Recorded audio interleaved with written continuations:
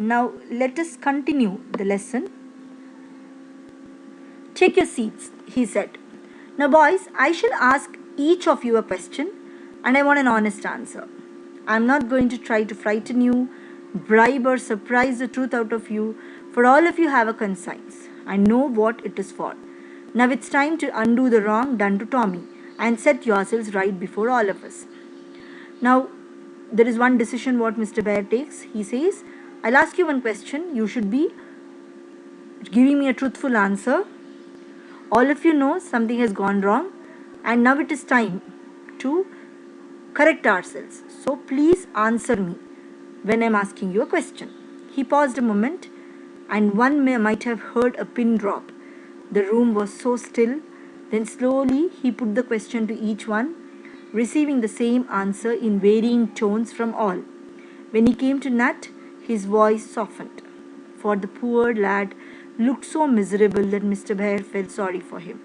Now each one was asked the question, but when he saw Nat, he felt really bad for Nat, because Nat was looking really miserable. He was looking really poor because he had not done a mistake. Now, my son, give me an honest answer. Did you take the money? He asked. Tell me, be honest. Have you taken the money? No, sir. I'm very sorry, Nat, but the evidence is against you, and your old fault makes us more ready to doubt you. That we should be. If we could trust you as we do some of the boys who never fib. Fib means tell lies. Okay? But mind, my child, I do not charge you with this theft. I shall not punish you for it, till I am perfectly sure, nor ask anything more about it. Now Bear says, see, Nat, I'm very sorry, but since only you were there when Tommy put the dollar, the evidence is all against you. And since you already have a habit of telling lies, I cannot believe you. But I will not put a charge on you that you have stolen it, nor I'll punish you till I'm perfectly sure who has done it. I didn't, sobbed Nat. Now Nat really cries, telling that he didn't do it. Mr. Bear shook his head and added regretfully, there is nothing more to be done then, and I have but one thing to say. I shall not speak of this again, and I want all of you to follow my example. Then he says, okay, that's done.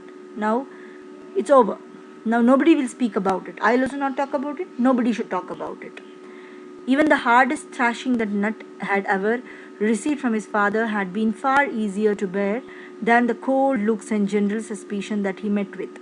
He suffered a week of slow torture, though not a hand was raised against him, and hardly a word was said. Most of the boys left him alone except Dan, who watched over him protectively. Now, what happened? All the boys didn't talk anything about it, but everybody was looking at Nat in a suspicious eye. And this was troubling Nat more, because nobody told anything, nobody was scolding him, nobody was beating him, and this was really terrible for Nat to bear. All the boys left him alone except one boy by named Dan, who was with him protectively. Protectively means trying to keep him safe. Okay. One day, while hunting for eggs, Tommy asked Billy for a bit of chalk to mark the eggs. Billy mounted a stool and looked where Tommy kept his writing materials. Now one day what happens, Tommy was looking out for eggs and he was asking his friend Billy a bit of chalk piece to mark the eggs. When Billy stood up on a stool and he was watching where Tommy had kept his writing materials, there's lots of money in here, said Billy. Then Billy said, see, lot of money is here.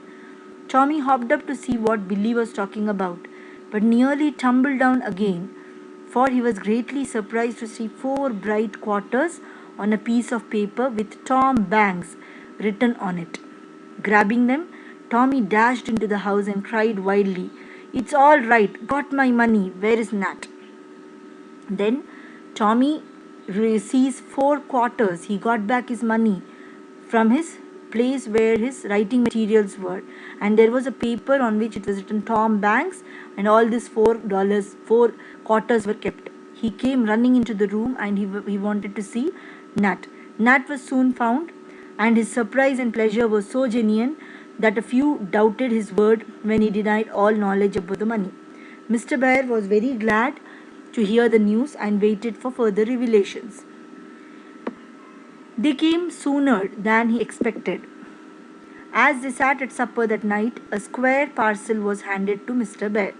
Now, Bear was also very happy because they got back the money, and that day when they sat for dinner tonight, the dinner together, a square parcel came to Mr. Bear. Mrs. Bates, a neighbor, had sent it. One of his neighbor had sent this parcel. A note accompanied it, and while Mr. Bear read it, Demi pulled off the wrapper, explaining, "Why, it's the book Uncle Teddy gave Dan." Now, he sees a book which one Uncle Teddy had gifted to Dan. Mr. Bear looked up and said, "The note is from Mrs. Bates, and she says that Dan had sold the book to his son Jimmy last Saturday for $1." Now she says, Dan had sold the book to Jimmy the last Saturday for $1. She saw that it was worth much more than $1, and thinking there was some mistake, had sent it to me. Did you sell it, Dan? Now, Mrs. Bates, one of his neighbors, sent a parcel. The parcel was having a book given to Dan by Uncle Teddy, and Dan had sold this book to Mrs. Bates' son for $1. Okay, but she thought this book was worth more than $1 and had sent it back to Mr. Bear to find out what the matter is. Yes, sir. Why? Wanted money. For what? To pay Tommy. So he says, I wanted to give money to Tommy. He never borrowed any money from me in his life, cried Tommy, looking very surprised. Then Tommy says, but you never took any money from me, but why do you want to return the money? I must have settled this right away. Did you put that dollar in the barn this morning? Asked Mr. Bear. Now he asked, so did you put that dollar there? Dan looked him straight in face and answered steadily, yes, I did. But I won't say another word about it. He said, yes, I put the dollar there. Not even that you are sorry? Asked Mr. Bear, troubled by the change in Dan. Okay, you did it, but you're not even asking sorry for that. I'm not sorry, said Dan, before hurrying out of the room. When Mr. Bear came into the school the next morning, he looked very happy and relieved. He went to Dan and taking him by both hands said, I know all about it now, but it's never right to tell lies, even for a friend.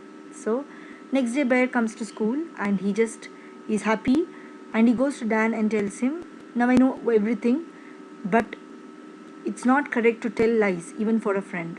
What is it? Cried Nat. Now Nat is asking, what happened, sir? Dan did not take Tommy's money, said Mr. Bear. Dan has not taken Tommy's money. Who did it? Cried the boys in chorus. Now everybody wants to know who did it. Mr. Bear pointed to one empty seat, and every eye followed his finger.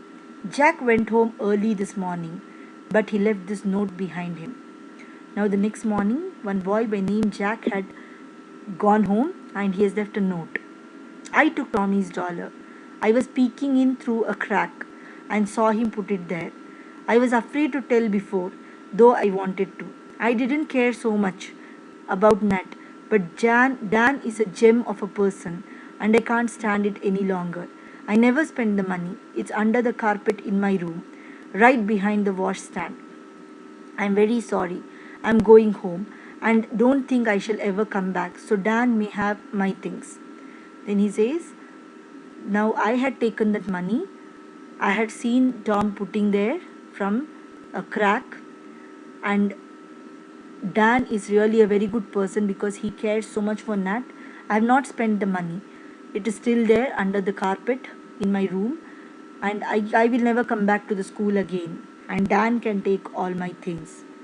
Though it was a kind lie, Dan, and I can't help forgiving you. You see, it did so no good, said Mr. Bear, with a face full of relief and affection. It kept the boys from plaguing. Plaguing means troubling Nat. That's why I did it, explained Dan, as if glad to speak out after his hard silence.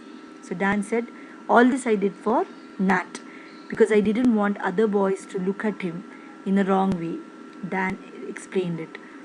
So this is adapted extract from Little Men by Louisa May Alcott. A very nice story, children. Now we understood where Tommy's dollar went and who was the actual culprit who took the dollar. I hope you understood the lesson. Take down the notes what I've sent, and rest we can discuss in our live class. Thank you.